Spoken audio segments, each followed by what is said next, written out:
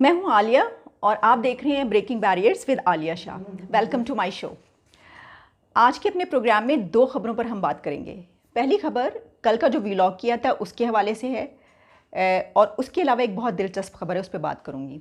कल जो हमने बात की थी कि चर्च पर जिस तरीके से हमला हुआ था और मुस्लिम नर्सेज जो थी वहाँ पर वो एंटर हुई थी बगैर इजाज़त के और उसके बाद उन्होंने वहाँ पर जाकर क्या कुछ किया था और ये कितनी बड़ी खबर बन गई थी, उस पर हमने बात की। उसके बाद एक नई डेवलपमेंट ये हुई कि उसके नतीजे में जो क्रिश्चियन नर्सेज हैं उन्होंने इस मामले पर स्टैंड लिया है।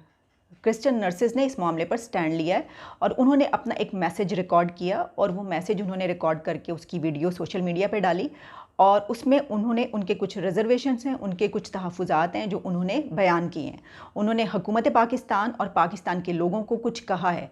ये एक बहुत अहम बात है कि पहली मर्तबा एक ऐसी कम्युनिटी जिसके साथ कुछ ऐसा वाक़या पेश आया उसने स्टैंड ले लिया है। इससे पहले जो ऐसे वाक़यात होते रहते हैं उसमें स्टैंड नहीं लिया जाता। इसकी वजह यह है कि जिस कम्युनिटी के लोगों के साथ ये हुआ होता है उसके बाकी जो लोग होते हैं वो डर रहे होते हैं। वो कहते हैं कि ये तो मारा ही जाएगा और चाहे वाक़या झूठा या सच्चा लेकिन साथ में हम भी मारे जाएंगे। तो इस वजह से वो कभी स्टैंड नहीं लेते थे। ये फ़र्स्ट टाइम है कि जिस कम्युनिटी के साथ ये वाला मामला पेश आया है उन्होंने स्टैंड ले लिया। ऐसा करती इस पर बात करते हैं। पहले मैं आपको वो वीडियो दिखाती हूँ जो उन्होंने रिकॉर्ड किया, उनका मैसेज, और उसके बाद इस पर बात करते हैं। ये इंसाफ नहीं है। ऐसे कौमें बर्बाद हो जाती हैं और कौमों का नाम और निशान मिट जाता है जिस कौम में जुल्म होता है। आप मिनोरिटी आपसे छोटी है, मिनोरिटी जो आपके रहमो करम पे है और आप हमारे साथ क्या करते हैं, जुल्म करते हैं।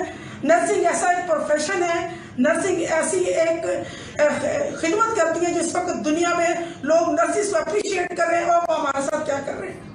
हमारे जो नर्सिस हैं उन्होंने मसीह नर्सिस ने बुनियाद रखी, मसीह नर्सिस ने मेहनत करके ये जगह बनाई। आज दूसरी नर्सिस आके हमें तंग कर रही हैं ताकि हम यहाँ से छोड़ दें नौकरियां और अपने घरों में चले जाएं। जब आज हमने इस नर्सिस के प्लेटफॉर्म पे खड़े होकर नर्सिस को रिस्पेक्ट दिलवाई है, तो रिस्पेक्ट मिली है तो आप लोग आ गई हैं बदमाशी कर रही है हमारे साथ।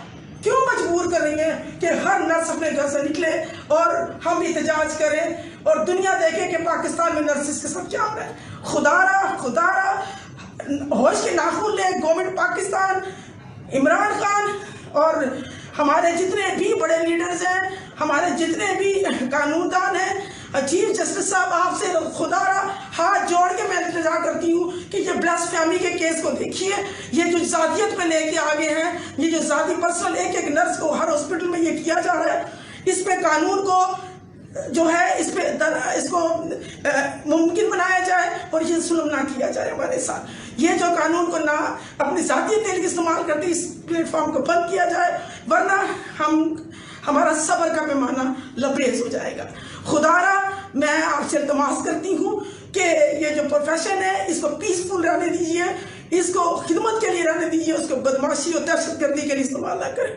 मेरा ख्याल है आपको समझ आती होगी, वरना हुकूमतें बर्बाद हो जाती हैं जब मजलूमों के साथ जुल्म होता है। बिल्कुल। मैं इस मैसेज में उन्होंने क्या कहा, उनका कहना ये है, उन्होंने हुकूमत पाकिस्तान और पाकिस्तान के लोगों से ये कहा है कि हम पे ये जुल्म ना करें। उन्होंने खुद कहा है कि भाई वो मज़लूम हैं इस वक्त और उनके साथ ये ना किया जाए। उन्होंने बताया कि उनकी कितनी स्ट्रगल है इस डिपार्टमेंट को, जो नर्सेस का शोबा है, प्रोफेशन है, उसको आगे बढ़ाने में, उस हॉस्पिटल में किस तरीके से उन्होंने किया है। तो ऐसा शायद लगता है कि कुछ इसमें कुछ अंदरूनी कोई इस तरह की आपस की चपकलिश भी है, कुछ ऐसी बात भी है कि क्या उनको मुलाजमतों से निकालने के लिए बात की गई। लेकिन ये पहली मर्तबा है कि अगर किसी के साथ पाकिस्तान में ऐसा हुआ है तो उसने स्टैंड ले लिया है उनकी कम्युनिटी की जानिब से। और जिस तरीके से उन्होंने कहा कि जो माइनॉरिटीज़ हैं उनको तहफ़्फ़ुज़ देना तो हुकूमत का काम होता है, ये बिल्कुल दुरुस्त उन्होंने कहा। उन्होंने एक तरह से अपील की है कि हमारे साथ ऐसा सलूक क्यों किया गया है। और ये इतना एक क्या कहना चाहिए कि एक अलार्मिंग ये सिचुएशन है कि एक कम्युनिटी जिसके साथ ये होता है वो उसको अपना मैसेज रिकॉर्ड करके आपको पहुंचाना पड़े। आज तक वो खामोश रहते थे, कभी ऐसा कुछ होता था तो हमें खामोशी नज़र आती थी दूसरी तरफ से, क्योंकि जिस तरह मैंने आपको बताया कि उनको डर होता था कि अगर हम इनका साथ देंगे, फेवर करेंगे तो उनके साथ भी यही सलूक किया जाएगा। लेकिन ये फ़र्स्ट टाइम है कि किसी के साथ ऐसा हुआ है तो उसने कहा कि नहीं, आपने हमारे साथ ऐसा क्यों किया। हम इस पाकिस्तान के लोग हैं, जिस तरह बाकी बाशिंदे, बाकी सिटीज़न्स हैं पाकिस्तान के, बिल्कुल इसी तरह वो भी हैं। किसी भी माइनॉरिटी से ताल्लुक़ रखने वाला कोई भी सिटीज़न, कोई भी शहरी जो है, बिल्कुल उसी तरीके से जिस तरह यहाँ पे मेजॉरिटी के लोग हैं मुसलमान हैं, उसी तरीके से बाकी माइनॉरिटीज़ के लोग हैं। तो उनकी तरफ से एक मैसेज दिया गया। ये बहुत स्ट्रॉन्ग मैसेज है, इसलिए मैंने सोचा कि मैं आपको ज़रूर दिखाऊं। इसके अलावा कुछ लोगों ने जो है वो मैंने ये भी सुना, पता चला कि ये जो मामला है ये इस वजह से सामने हुआ था, ये सब कुछ जो हुआ वो इसलिए हुआ क्योंकि कोई वीडियो सोशल मीडिया पे चढ़ाई गई थी और उसमें कुछ पाकिस्तान के ख़िलाफ़ या कुछ ऐसा बोला गया था जिसकी वजह से उन्होंने गुस्से में आकर ये किया। तो देखिए ये बात काबिल कबूल इसलिए नहीं है, इसलिए एक्सेप्टेबल नहीं है क्योंकि अगर कोई ऐसी वीडियो आई थी तो सोशल मीडिया का इस्तेमाल तो आजकल बहुत ज़्यादा इस तरह किया जाता है, उसका गलत इस्तेमाल होता है पूरी दुनिया में और पाकिस्तान में भी होता है। तो उसके लिए क्या किया जाता है कि आप साइबर डिपार्टमेंट के पास जाते हैं और आप साइबर डिपार्टमेंट को जाके बताते हैं कि जी ये है तो आप इसको जो है उतार लीजिए या जो भी कीजिए। उसका एक थ्रू प्रॉपर चैनल, एक तरीक़ाकार है। तो वो उनके पास क्यों नहीं गए? और अगर चलिए उनके पास नहीं तो आप पुलिस के पास जा सकते थे कि देखिए ये हुआ है और इनसे पूछिए। ये तो बिल्कुल इसकी कोई प्ली नहीं है। अगर आप ये कहें कि जस्टिफाई इसको ये किया जाए कि क्योंकि कोई वीडियो चढ़ी थी और उसके लिए जो है वो गुस्से में आकर उनके साथ ये सलूक किया गया, तो आप किसी पे हमला कर देंगे। अगर कुछ आप ऐसा सोशल मीडिया पे देखेंगे, मैं देखूंगी तो मैं कहूँगी कि अच्छा ठीक है, मैं खुद जाके इनसे जो है ये बात करूँगी। ऐसा तो नहीं होता। तो ये मेरा ख्याल है गलत है। हाँ, ये बात ठीक है कि अगर जो चीफ़ मिनिस्टर पंजाब हैं उस्मान बुज़दार, उन्होंने अगर सेटलमेंट करवाई है कोई, तो ठीक है कि वो जान से बच गए, यानी उनकी जानें बच गई। वरना तो होता ये कि सेटलमेंट करवाने के लिए कोई बीच में आता ही नहीं है। लेकिन अगर आपने बीच में आके सेटलमेंट करवाई है, बहुत अच्छी बात है, मामला रफ़ा दफ़ा हो गया। लेकिन सवाल वही है, मैं तो वही सवाल करूँगी कि अगर वाइस वर्सा होता तो क्या दूसरे को सज़ा ना मिलती? तो फिर जिन्होंने ये किया उनको सज़ा तो मिलनी चाहिए ना। सज़ा तो आप उनको दें, आप उनको कटहरे में लाएँ, आप उनसे पूछें ये उन्होंने क्यों किया। वरना तो वो शेर हो जाएंगे, वो कहेंगे जिस तरह अब पैचअप हो गया, ठीक है हमने इनकी जान छोड़ दी, उसी तरह अगली दफ़ा भी होगा। तो लोगों को इस तरीक़ेकार से रोकने के लिए, इस एक जो उनका माइंडसेट होता है उसको रोकने के लिए, उनको बदलने के लिए, वरना तो ये बहुत आसान होगा उनके लिए कि हमें तो कुछ भी नहीं कहा, कुछ भी नहीं हुआ। चलें, इस पर हमने बात कर ली। एक और दिलचस्प खबर तो मैंने कहा था आपके पास, वो ये है कि पाकिस्तान और भारत के बीच एक और बहुत अहम रिश्ता है। और वो अहम रिश्ता ये है कि यहाँ का जो परफॉर्मिंग आर्ट्स हैं और जो फ़िल्म, ड्रामा, ये सब कुछ एक जैसा है, एक ही है। ज़ाहिर है पहले जो है वो सब कॉन्टिनेंट में जो होती थी, इंडिया की जो इंडस्ट्री थी उसमें ज़ाहिर है कि वो पाकिस्तानी भी काम करते थे, जो यानी उस वक्त तो नहीं था लेकिन यहाँ के लोग थे। इसी तरीके से वहाँ के बहुत से बॉलीवुड के जो लेजेंड्स हैं, जो लेजेंड एक्टर्स हैं, एक्ट्रेसेस हैं, उनका घर यहाँ पर होता था और वो यहाँ से ताल्लुक़ रखते हैं। जिस तरह बहुत सारे नाम हैं, शाहरुख खान हैं, दिलीप कुमार साहब की मैं इस वक्त बात करने लगी हूँ, दिलीप कुमार और साथ में राज कपूर, उनके घर यहाँ पर हैं, आबाई घर जिसको कहते हैं।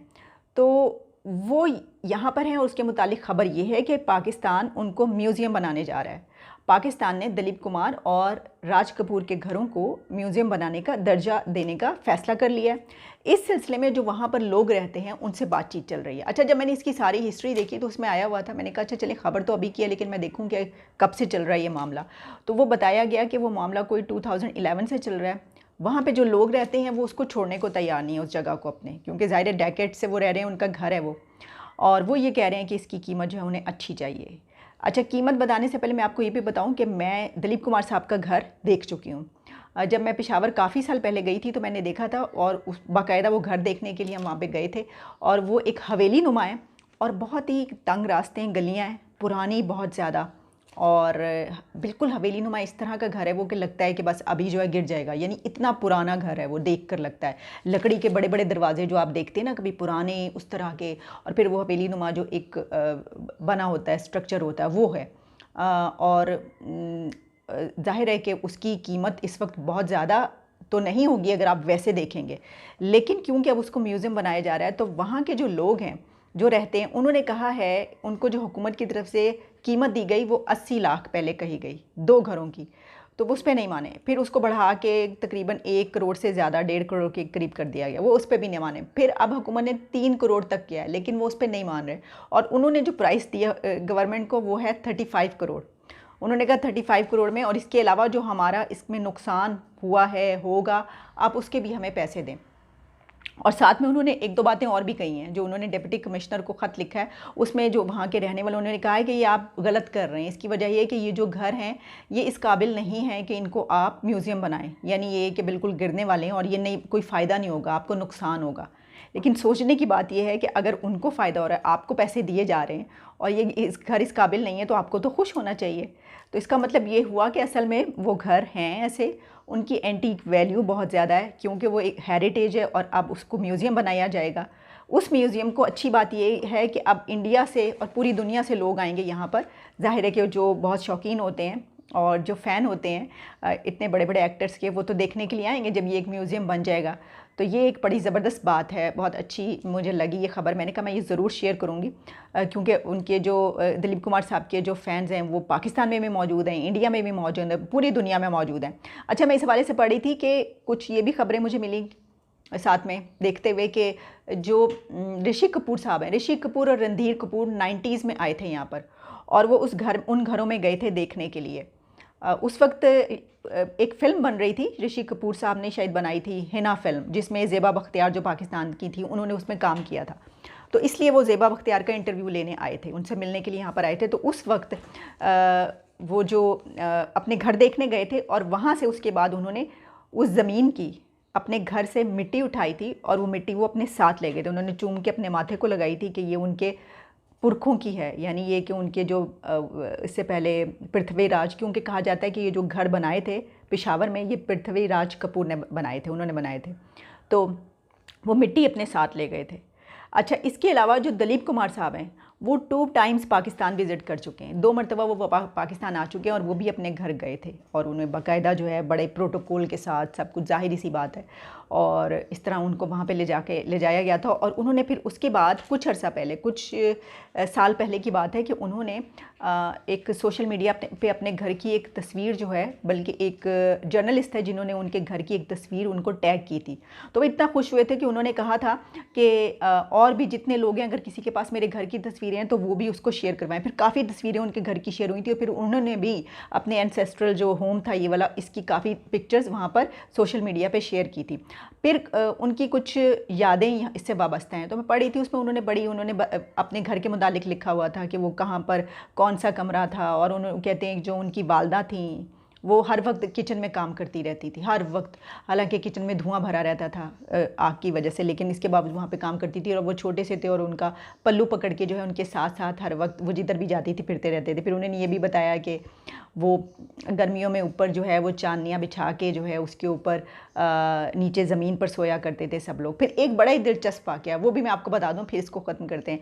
दिलचस्प वाक़या मैं ये पढ़ी थी कि उन्होंने ये बताया अपने मुतालिक कि जब वो छोटे से थे तो उस वक्त वो बच्चों के साथ खेल रहे थे, 5 साल के थे वो, और बच्चों के साथ खेलते हुए अचानक वहाँ पे एक फ़कीर आ गया ना, और उस फ़कीर ने देखने लग पड़ा, तो वो खड़ा होकर दिलीप कुमार साहब को देखने लग पड़ा बहुत गौर से। उसके बाद उनकी दादी वहाँ पे थी, तो उन्होंने कहा कि ये जो बच्चा है ये बड़ा होकर बहुत मशहूर होगा, बहुत शोहरत हासिल करेगा, बहुत नाम कमाएगा जो तुम सोच नहीं सकती, लेकिन अगर तुम चाहती हो कि ये वक्त से पहले तुमसे दूर ना हो, मतलब इसकी ज़िंदगी ख़त्म ना हो या ये कहीं चला ना जाए, अगर इसको वक्त से पहले खोना नहीं चाहती, ये कहा उन्होंने, अगर तुम इसको वक्त से पहले खोना नहीं चाहती तो तुम इसके माथे पर काला टीका लगाया करो।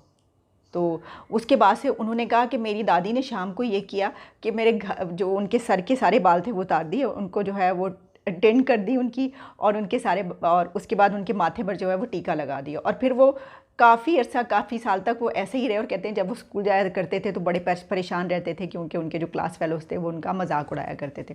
तो ये बड़ी, मैंने कहा कि एक दिलचस्प ख़बरें हैं ये। और अच्छी बात यह है कि जो कल्चर है वो आपको एक दूसरे के करीब लाता है। तो दोनों मुल्कों का क्योंकि जो कल्चरल वैल्यूज़ और जो कल्चर है वो बहुत मिलता है, सिमिलर है, और इतनी सिमिलैरिटीज़ की वजह से जो है वो करीब महसूस करते हैं दोनों मुल्कों के लोग। यही वजह है कि अक्सर विज़िट्स भी होते हैं, ज़ाहिर है कि रिलेटिव्स भी हैं, वहाँ पे रहने वाले लोगों के रिलेटिव्स यहाँ पर हैं, यहाँ पे रहने वालों के रिश्तेदार वहाँ पर हैं, तो आना जाना जो है लगा रहता है। और कहा जाता है कि दिल्ली और लाहौर जो है बिल्कुल एक जैसे हैं, और इसी तरीके से जो मुंबई और कराची हैं वो एक जैसे हैं। एनीवेज़, ये सब तो जो है ये बातें मैं ऐसे कर रही हूँ, लेकिन जो खबर थी वो मैंने आपको बतानी थी कि अब दिलीप कुमार साहब का घर जो है वो म्यूज़ियम बनने जा रहा है, और बहुत जल्द जो वहाँ के लोग हैं वो यहाँ पर आया करेंगे, और यहाँ पर हमारे जो तमाम लोग हैं ज़ाहिर है कि वो भी बड़े खुश होंगे क्योंकि वो भी उनके बहुत ज़बरदस्त फ़ैन हैं, और पूरी दुनिया से लोग उसको देखने के लिए आएँगे। चलिए, नेक्स्ट आपसे दोबारा मुलाकात होगी किसी और ख़बर के साथ। इजाज़त दीजिए।